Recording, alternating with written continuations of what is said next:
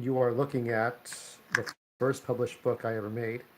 Um, I'm going to add links. I didn't add links before when I was going live here, so I'll add them a little bit later.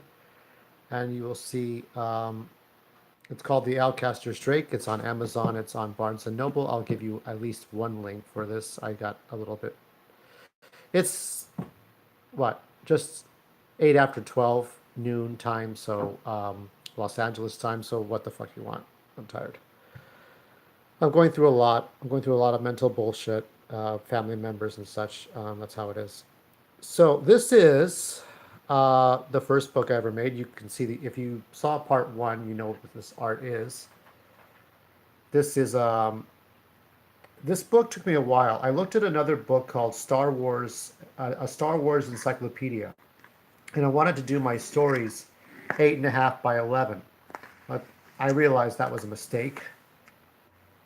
We're going to look at this book in detail. Out of respect, I'm not going to show you all of it for iUniverse because iUniverse is still selling the books. And I kind of don't want to show you every single page, so I'm going to show you like the beginnings of each chapter. So we're going to go ahead and look at it.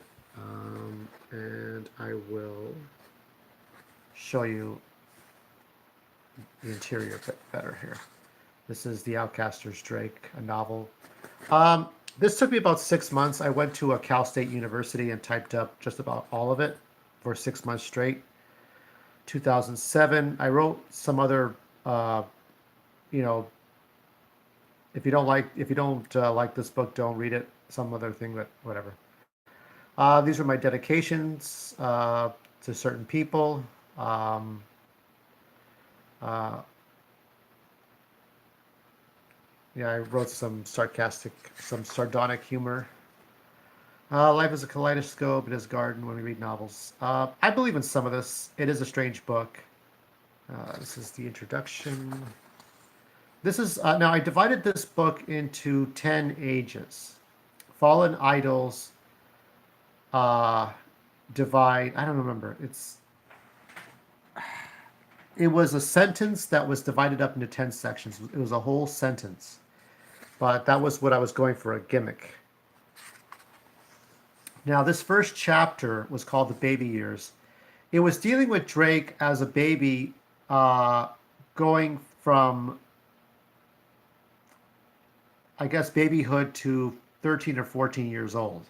Actually, let me think. Well, let's see, it was 4. So Drake was born in about 1977, a year older than me.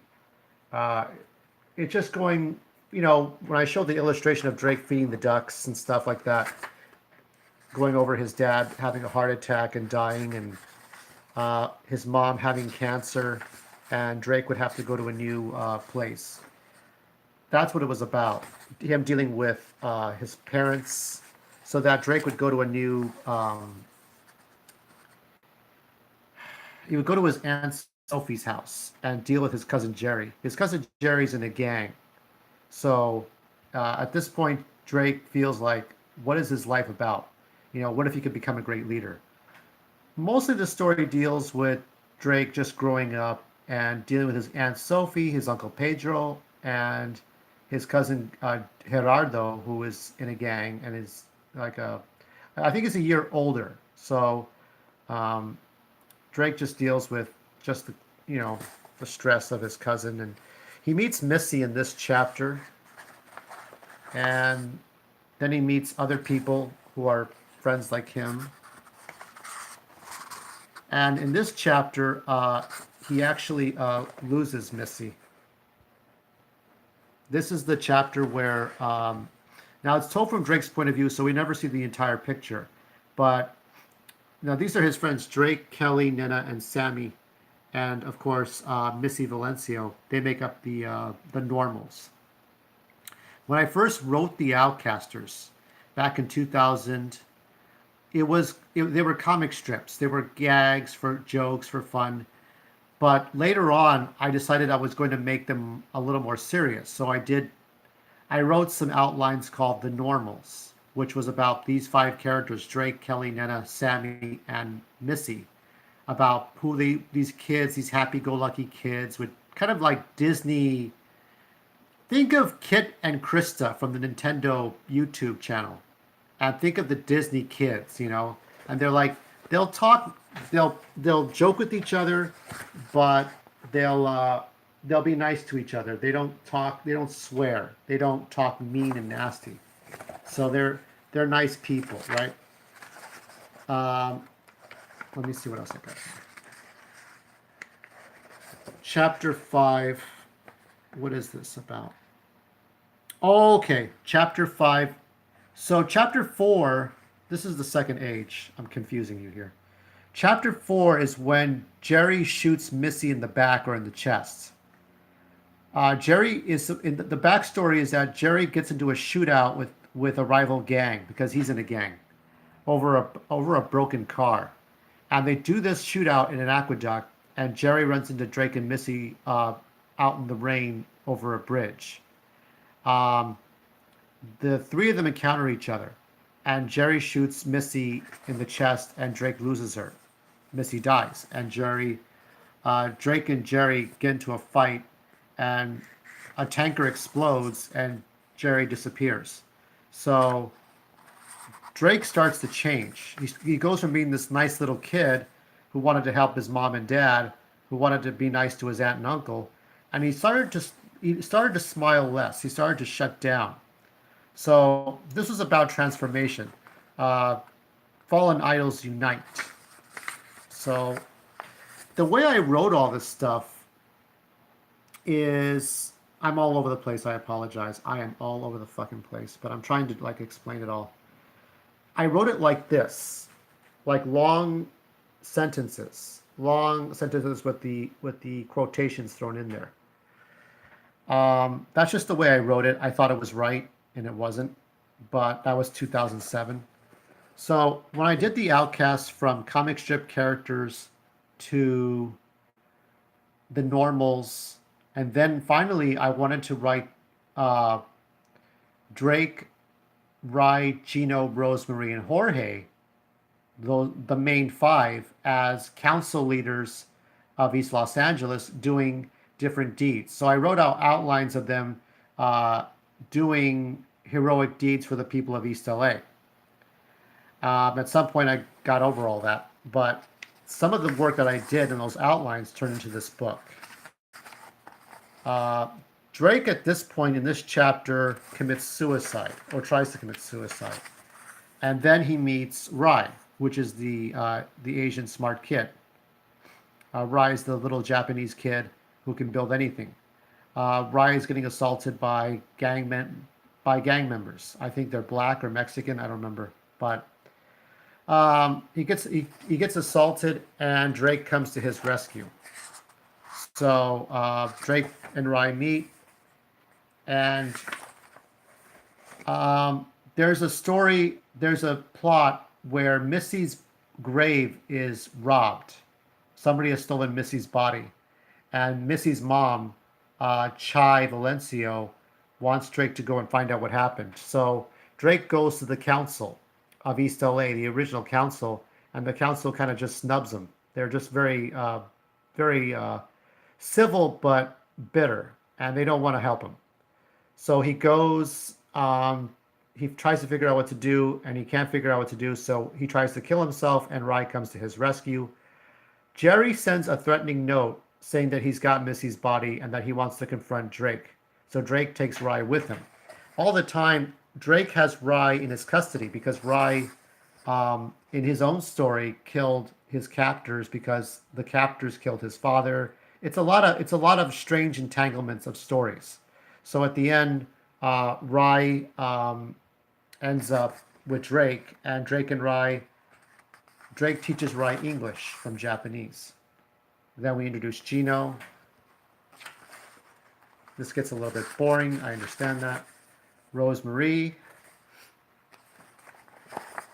Here is Jorge. So he meets all these different people, okay? Drake does get Missy's body back, and he has Jerry taken in with the authorities. The authorities end up sending Jerry, because Jerry has third-degree burns and he looks like a flesh-eaten zombie with his skull, with his jaw unhinged, and he and he's crippled, right? A little bit. So because of that, they sent him to a hospital, a prison hospital. He's not sent to a normal prison. This is the third age, before domination. Freaks in a circus. So eventually Drake meets Rye, Gino, Rosemary, and Jorge all together.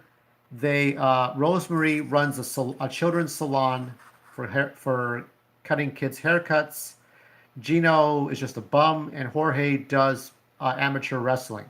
So he gets the four of them together. The five come together, and they say, we need to run for council. The council is corrupt. The East LA council doesn't do things right. If we took over the council, we can do anything. We can make anything happen. This is Freaks in a Circus. So I reintroduced the circus freaks, Eric, Moses, and Ashley. Eric is this kind of fat, stocky Latino with a very clever way of speaking, like very eloquent way of speaking, like a comic book nerd, very speculative, analytical, intelligent, a bit narcissistic. And you have Ashley, and Ashley is sort of the tall, sexy chola with olive skin. And Moses looks like the retarded kid that fell out of the ugly tree. And these three are very brilliant scientists who come and they want to take over East LA as well. So you got the circus freaks, you got the Outcasters running for council, and you got the original council. So they're trying to do a recall of the original corrupt council, based on the recall of Governor Gray Davis before we had Schwarzenegger. Some of you might remember Gray Davis. You might want to look that up. Close Encounters. This is the introduction of Zetrolok in this continuity. I even put Zetro's alien language in there. And I have more dialogue, more writing. Like this, it's hard to really get all this stuff. It's hard to really read it, because I have the dialogue and the narration all over the place. You can possibly read it, but it's hard to. It's just hard to. When Sparks Fly, this is when Drake encounters Sparks or Electro or Eco, or I forgot his name. Metal and Mud, this is more circus freak stuff. Drake, Rye, Gino, Rosemary, and Jorge, the Outcasters, come up with a plan to take down the circus freaks. Because what's going on with the circus freaks is that it's not that they're just creepy looking people. They have alter egos. So Eric has Sparks, a being made of energy. Moses has Mud, or spit mud, and a bulldog covered in shit and green that attacks people. And Ashley has a robot that attacks for her. And what they're doing is using these alter egos to attack East LA. But the three candidates for council clean up the messes that these circus freaks create. But they're the ones creating their own messes so that they can look good and get elected. So it's sort of a twisted villain plot. And the Outcasters have to go and stop them. We go on and on about this. They disguise themselves as moving men to infiltrate the circus freaks' home or headquarters. Foreseeing Dreams, that's the fourth age. So what is it called? Fallen Idols Unite before Domination, Foreseeing Dreams. A Friend Indeed. This is about Kelly. This is like a backstory for Kelly. Kelly Drunk Dials. I added a lot of chapters in here that weren't all that important. Little Miss Valentine. Now, Missy comes back as a spirit form. Drake sees a butterfly and dismisses it, and he goes to sleep. And this butterfly rests his wings on his nose. And the butterfly is actually Little Miss Valentine, Missy Valencio, come back from the dead. And she comes back as a light spirit, telling Drake about the future, about hope and dreams and such. Drake and the Council. Drake and the Outcasters become the new East LA Council. And they help around East LA. And they decide, and that because they're the youngest council ever, right? They're the youngest people there. So Drake, at this point, at the time he gets elected, I think around 95, he's about No, actually, let me think about. Yeah, he's about 18 years old. Rosemarie is 19. Gino is 17, but he becomes 18. Jorge is 19, and Rai is a kid, I think, 8 years old. But he's a very smart kid. But they all become council leaders. So these are the youngest council leaders for East LA, and they become celebrities. And so they end up going to different schools across America doing charitable work until we get to Ending Prejudice. Now, I based these next few chapters on, there was this news story I watched one day, okay? It was in a small southern town that looked like a Mayberry town. It looked like the kind of town Bill Murray went to for Groundhog Day, that kind of small town. You had you had Panthers dressed up like Malcolm X, and they were doing these kind of big chants like with the fist going this, right? And you had a Ku Klux Klansman in their white pointed hoods on the other side of the street. This, right? So you had two opposite groups, okay? One side from the left and from the right, and Klansmen on the left and the Panthers on the right doing this, marching in protest on the same street, heading towards each other. And guess who was in the middle? All the police in riot gear. And when I saw that, and I said, I've got to do a story about that. That is so interesting. You just get a bowl of popcorn and watch, because these two groups, they know what they're doing. They're not stupid. They're going to kill each other. This is how life is. Politics, people killing each other. So Haight is a burg because you're going to Hattiesburg. And this story opened up about some black high school soccer players playing ball, and you had Klansmen like throwing banana peels at them. And that's based on real events where in some soccer games people would throw banana peels, and they're representing either the Nazi party or the Klansmen. So already this is about hate. And you had different groups. This here is based on Kris Kringle Clarity throwing a threatening note to Drake. And Drake meets, Drake, let's see, who is it? Jorge meets Oyeye Wambui and Kamau, who I mentioned before. Oyeye Wambui is an African-American player. She came from Africa. She came from Zambia, and she's this like 6 foot tall Serena Williams, very eloquent like football player who plays for the Skull Bashers, like a dangerous team, kind of like NFL Blitz. They're dangerous football players, right? And Kamau is her son, who's 18, who uses sign language because he's deaf. Gino meets Caesar Cruz, who Caesar Cruz is in here in this story. Rye meets, I don't remember. Rosemarie meets the Mexican Avenger and his cat Valiant. So different characters I met throughout the story. Okay, besides the Outcasters, the Circus Freaks, and the hate agents, the agents of hate. And so we look at Kris Kringle Clarity, and he attacks Kamau, Oyeye's son, as a hate protest. And he's wearing his hood, but when Drake takes off the hood, he realizes that this Klansman is a kid, a 13-year-old kid who's got hate in his heart. This is a lesson in anger.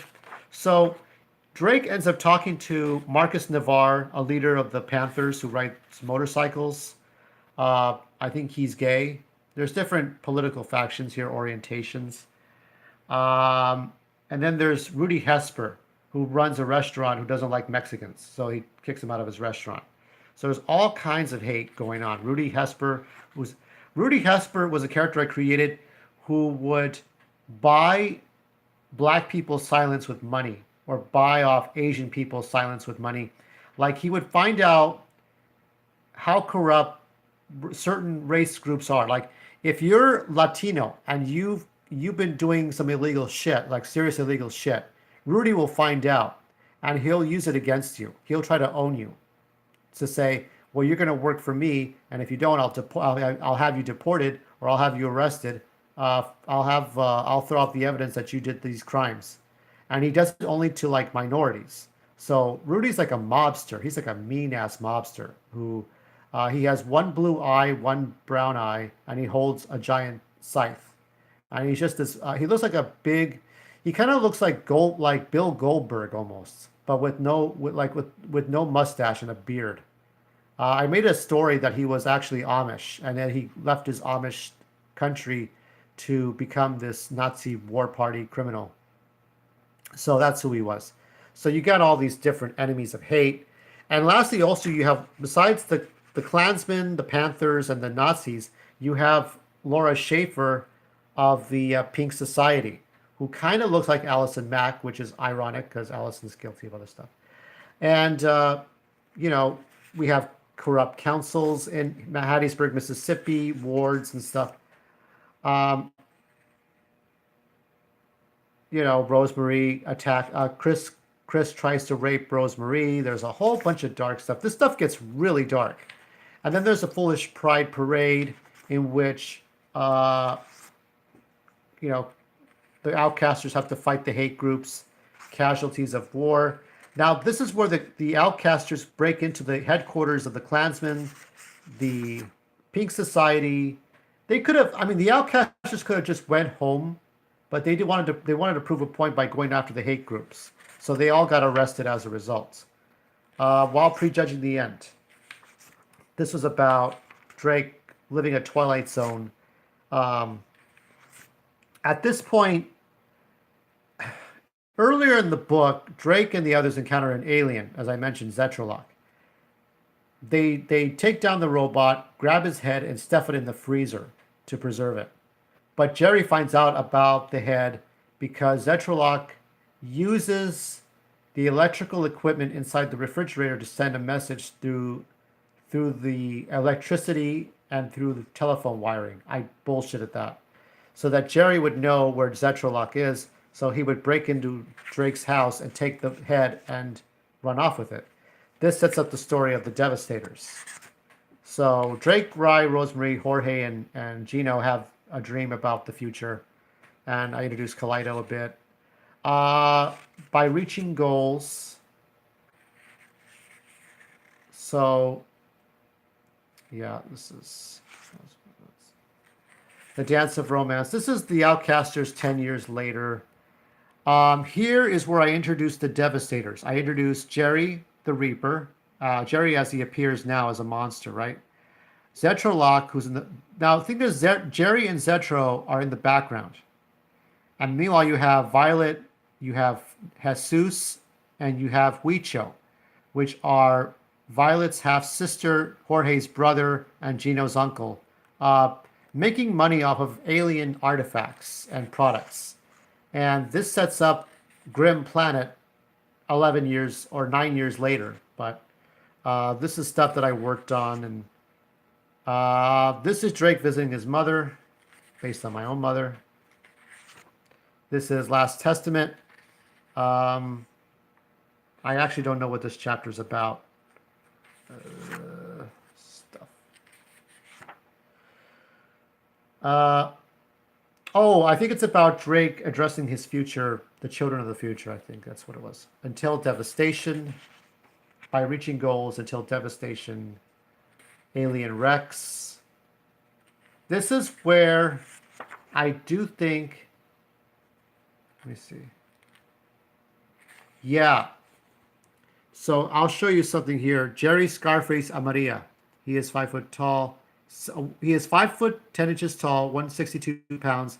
His face resembles hamburger meat, with veins, muscles, and scabs showing, the missing eye, the hanging jaw. He wears a leather jacket with metal studs decorating the sleeves and shoulders and a painting of a moon on the back. He has on a white long sleeve shirt with a black short sleeve t-shirt cover over it with a large eye on the chest. Jerry wears his baggy blue jeans with rolled up cuffs at the bottom and black boots. Under his jacket sleeves are two types of flintlock pistols, a Napoleonic Year 8 on the right hand and a Spanish 17th century model on the left. The guns appear to have been fired from the smoke rising from the barrels. Around Jerry are three bodies scattered about on the roof. One is the diseased body of a middle-aged man. Drake recognizes him to be Huicho. That's when I spelled it W, not a J-U, but I spelled it J-U-I later on. Huicho Juarez. Another body, that of Jesus Gigantes, that is Jorge's brother, also dead. Yet another is the yet another is a violet hue, the alien, the blonde Asian bombshell who appears to be alive but critically wounded. Behind Jerry is the alien robot Zetralok, now with his head replaced on his robotic body as it prepares to board a helicopter right behind it. So that was what you see there is the beginnings of Grim Planet that I wrote 2 years ago. That is now my focus. That is my focus now, and this stuff I just this book and the other book for 2011 I dismissed later on. But what's happening is there's poisonous fruit that is killing people from the inside. There is poisonous fruit that is infecting people, airborne virus. You have Zetrobots, little robots that resemble Zetrolok, blowing up buildings. There are explosions. There's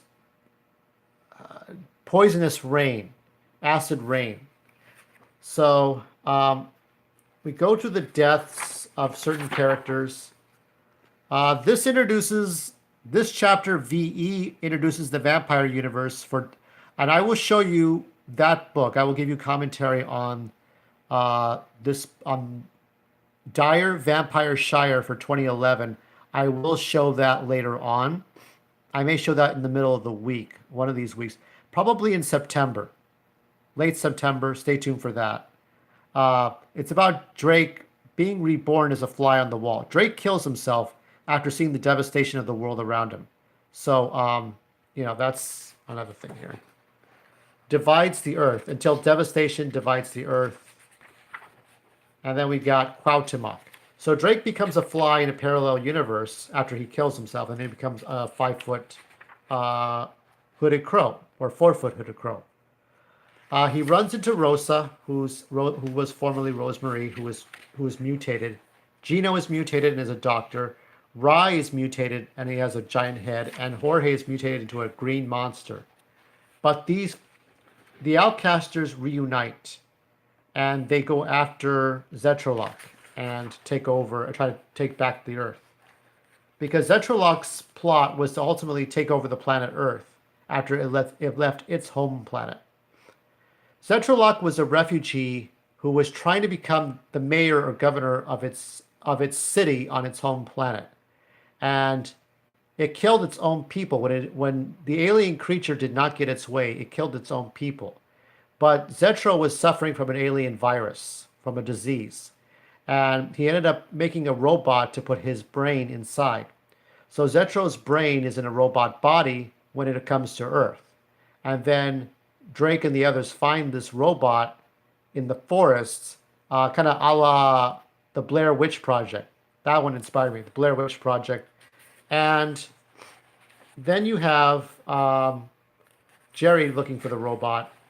So you have the doctor and the monster. You have all these different chapters. Let me see if I can go to the last chapter here, if it's possible. I know this is boring, but this is my work and I need to document it. Passions of the Guardians. This is where Drake, actually Cuauhtémoc, R squared, formerly Rai, Dr. G, Gino, Rosa Maria, Rosemarie, and Gorge, Jorge.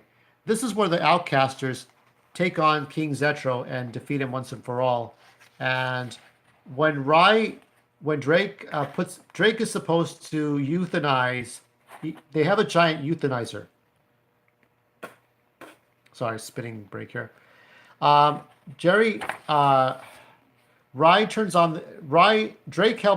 on a euthanizer that euthanizes the people who are sick and dying from infecting the new world. Rai has secretly built a new world in Tokyo, Japan, to usher in the new children of a new world after Zetralok. So that's what that was about. And angels rise. So until devastation divides the earth and angels rise. So I was trying to make a whole sentence. Fallen idols unite, before domination, um, realizing dreams. It's angels. This is just how it is. Drake has finally died in this one. Then we get to see. Let me see if I can find their names in here. Kaleido's in here, but we have Tulip, and we have Zether, and we have Syllabone. So they're introduced. These are the children of the future in Tokyo, Japan.